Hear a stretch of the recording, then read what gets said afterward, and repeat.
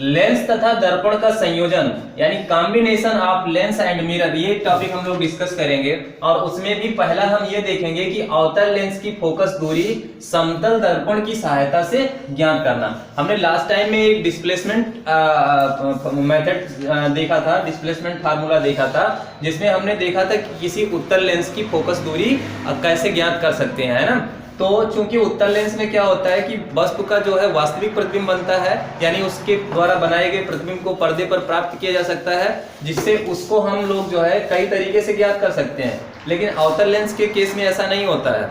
अवतल लेंस में हमेशा जो है प्रतिबिंब आपका आभासी बनता है। तो जो प्रतिबिंब हमारा आभासी बनता है, जिसको हम देख ही नहीं पाते, अनुभव नहीं कर पाते, तो उसका हम कैसे फोकस दूरी ज्ञात कर पाएंगे या उसकी स्थिति कैसे ज्ञात कर पाएंगे। तो ये सारी समस्याएं रहती हैं। तो इसलिए हम करते क्या है कि अवतल लेंस की फोकस दूरी समतल दर्पण की मतलब प्लेन मिरर की मदद से हम लोग जो है इसकी फोकस दूरी को ज्ञात करते हैं। तो इसके लिए करना क्या रहता है, आप लोग ध्यान से समझिए। हमारे पास कुछ और नहीं, एक अवतल दर्पण है, मान लेते हैं ये सॉरी अवतल लेंस है, ये यल हमने ले लिया है। और उसके बाद में हमने यहाँ पे एक वस्तु ले ली है कुछ इस तरह से, ये वस्तु हमने ले लिया। मान लेते हैं इसको हमने कह दिया ओ डैश कह दो या कुछ भी आप बोल सकते हो, कोई दिक्कत नहीं। तो अब इस यहाँ पर हम इसका जो है ऑप्टिकल सेंटर से ऐसे एक लाइन ड्रा कर लेते हैं। यहां से हम क्या करेंगे कि एक प्रकाश की किरण चलाएंगे। देखो ध्यान से समझो चीजों का, मैंने इसीलिए पहले पूरा चित्र नहीं बना दिया ताकि आपको चीजों की जरूरत समझ में आए, है ना। अगर मैं सारा चित्र एक साथ बना के समझा देता तो कोई दिक्कत नहीं, आपको समझ में भी आता या नहीं आता उससे क्या फर्क पड़ता है। लेकिन आपको चीजों में हमें यहाँ पर किस चीज की क्या जरूरत है उसको मैं समझाने के लिए आपके सामने ये चित्र बना रहा हूँ, ठीक है। तो आप इसको देखिए, यहां से हम प्रकाश की किरण एक चला देते हैं मुख्य अक्ष के समांतर। जो प्रकाश की किरण मुख्य अक्ष के समांतर चलेगी, क्योंकि ये लेंस कौन सा है, अवतल लेंस है, तो इसकी टेंडेंसी होती है प्रकाश को फैला देता है ना, प्रकाश को फैला देता है, इसीलिए डाइवर्जिंग इसको लेंस भी बोलते हैं। तो ये आपका प्रकाश की किरण को फैला देगा, ऐसे फैला दिया, ठीक। लेकिन जब मैं पीछे की तरफ इसको आभासी रूप से बढ़ाऊंगा ना, तो वो आपका फोकस से आता हुआ प्रतीत होगा, है ना। कहां से आता हुआ प्रतीत होगा, फोकस से आता हुआ प्रतीत होगा, यानी लगेगा कि यहां से होकर वो उधर जा रहा है, ठीक। अब जो है दूसरी प्रकाश की किरण हम क्या करते हैं, इसके ऑप्टिकल सेंटर से चला देते हैं। तो देखिए दूसरी प्रकाश की किरण हमने ये रहा ऑप्टिकल सेंटर यहां से चला दिया, दूसरी प्रकाश की किरण ऑप्टिकल सेंटर से चला दिए।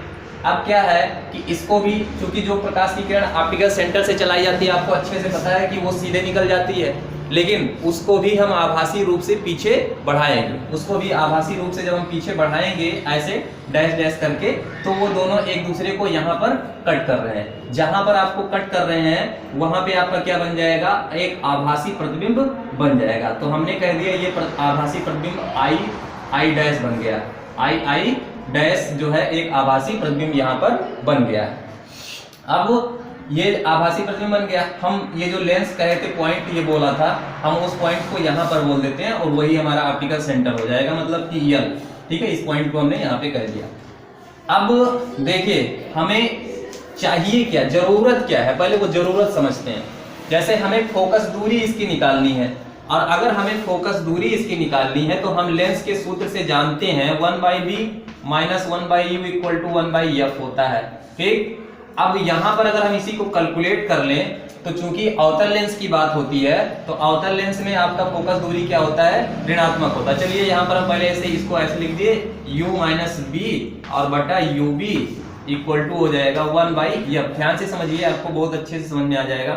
यहाँ पे पलट देंगे इसको हम, तो हमें f बराबर मिल जाएगा ub बटा u - b। ये फोकस दूरी कैलकुलेट हो रही है, बट आप जानते हो कि फोकस दूरी कैसी होती है, ऋणात्मक होती है। तो यहाँ पे हम क्या ले लेंगे, माइनस ले लेंगे, ठीक है।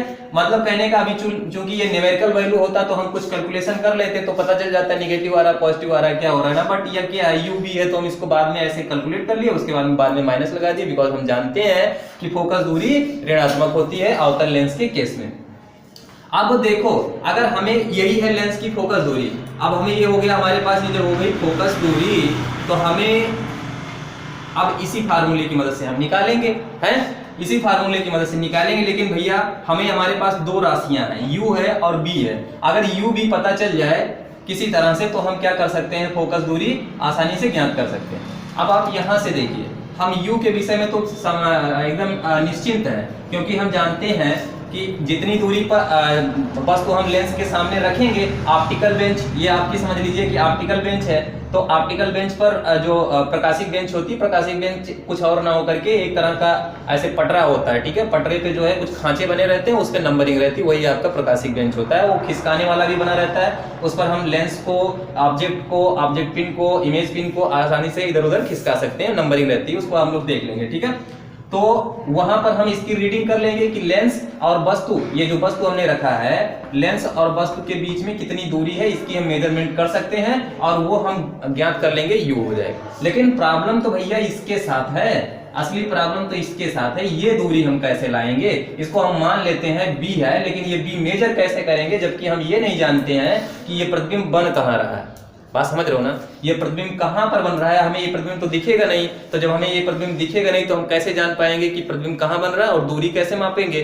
तो इसके लिए हम क्या करते हैं, मदद लेते हैं किसकी, समतल दर्पण की, समझ रहे हो ना। तो समतल दर्पण के लिए क्या करते हैं, इसके लिए हम एक और यहाँ पे जो है वस्तु ले लेते हैं। जैसे ये वस्तु हमने ली थी, उसी तरह से हम यहाँ पर एक और वस्तु ले लेते हैं, ठीक है।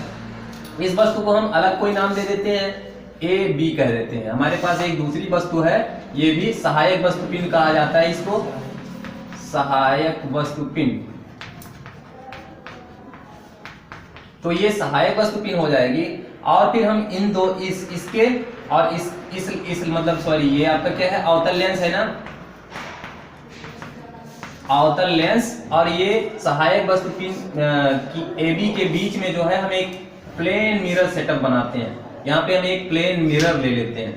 और प्लेन मिरर की खासियत आपको पता होगी, नहीं पता है तो मैं आपको बता देता हूँ।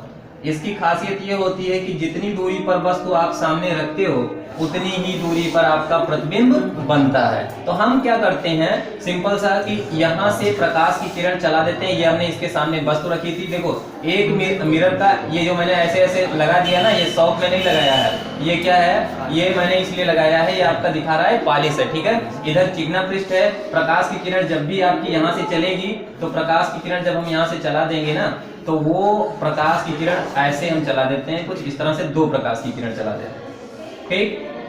अब प्लेन मिरर की खासियत क्या होती है, क्योंकि एक तरफ पॉलिश होता है, मिरर में हमेशा क्या होता है, आपका रिफ्लेक्शन होता है, समझ रहे हो ना, यानी परावर्तन होता है, उसमें अपवर्तन की कोई गुंजाइश नहीं रहती है, समझ रहे हो। तो इस तरह से जब अपवर्तन वहां पर नहीं होता है, तो हम करते क्या है कि यहाँ से हमने दो प्रकाश की किरण चला दिया, इनका भी हो जाएगा अपवर्तन, इनका भी क्या हो जाएगा, अपवर्तन हो जाएगा। तो लो भैया अपवर्तन करा दिए, ठीक है, और सॉरी परावर्तन हो जाएगा।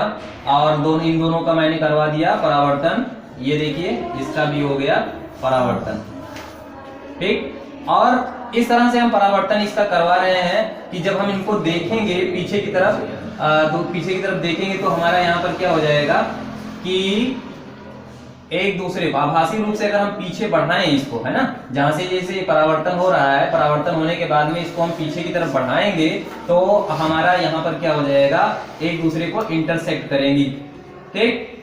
ये प्रकाश की किरणें एक दूसरे को इंटरसेक्ट करेंगी और जहां पे इंटरसेक्ट करेंगी वहीं पर हमारा एक प्रतिबिंब बन जाएगा आभासी, ठीक है, आभासी प्रतिबिंब बन जाएगा। वो प्रतिबिंब आपका उसी पॉइंट पे बनना चाहिए, किस पॉइंट पर, जहां पर पहले आपका इस वस्तु का एक आभासी प्रतिबिंब बना था with the help of concave lens, ठीक है। तो आपका ये अवतल लेंस की वजह से जहां पर प्रतिबिंब एक छोटा सा बना था, उसी पर आपका ये दूसरा प्रतिबिंब बनना चाहिए। लेकिन ऐसे आसान थोड़े बनाने के लिए, तो उसके लिए करना क्या रहेगा आपको कि इस मिरर को, यानी इस प्लेन मिरर को आगे पीछे खिसका करके इस तरह से सेटअप करना है कि इसका प्रतिबिंब आपका यहीं पर प्राप्त हो, यहीं पर इसका प्रतिबिंब प्राप्त हो, इसी पर प्राप्त हो। और जैसे ही यहाँ पर हमको प्रतिबिंब प्राप्त हो गया, तुरंत हमें ये दूरी पता चल गई। कौन सी दूरी भैया, ये दूरी, अब आप कहोगे कैसे पता चल गया सर? आप देखिए यहाँ पे आपको ये दूरी पता है कि नहीं पता है? इसको अगर यम पॉइंट कह देते हैं तो ये दूरी हो गई यमे, ठीक। और अगर ये दूरी यमे है तो ये दूरी हमारी हो गई आयम। और आपको पता है जितनी दूरी पर वस्तु रखा जाता है उतनी ही दूरी पर प्रतिबिंब बनता है प्लेन मिरर के कॉन्सेप्ट में, समझ रहे हो ना? तो इस तरह से आयम बराबर हो गया MA। तो बस इतने से ही अपना काम चल जाएगा। आयम बराबर है MA, ठीक। अब आयम को हम दो भागों में तोड़कर लिख सकते हैं। कैसे? एक लिख सकते हैं IL प्लस ML, ठीक है ना? तो हम यहाँ पे लिख देते हैं IL प्लस ML और बराबर MA, ठीक।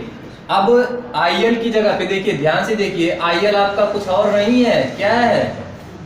जिसकी हमें जरूरत थी, यानी वो आपका है B। तो IL की जगह पे हम लिख देते हैं B प्लस ये हो गया ML बराबर MA, ठीक। और क्या हमको MA नहीं पता रहेगा? MA क्या हमको नहीं पता रहेगा? बिल्कुल हमें MA पता रहेगा, हमें अच्छे से पता है MA। और ML क्या नहीं हमें पता रहेगा? बिल्कुल पता रहेगा। हम कितनी दूरी पर मिरर को रख रहे हैं वो हम नाप लेंगे ऑप्टिकल बेंच पे, और उसके बाद में मिरर से कितनी दूरी पर हमने सहायक वस्तु पिन AB को रखा है वो भी हम नाप लेंगे। और इस तरह से हम B को फाइंड आउट कर लेंगे और B बराबर हमको मिल जाएगा MA माइनस ML। और जैसे ही हमको B मिल जाएगा, हम U हमको ऑलरेडी पहले से ही पता है और हमें B पता चल गया। अब भैया हम इसी फार्मूले की मदद से अवतल लेंस की फोकस दूरी को आसानी से ज्ञात कर सकते हैं। बात समझ में आया?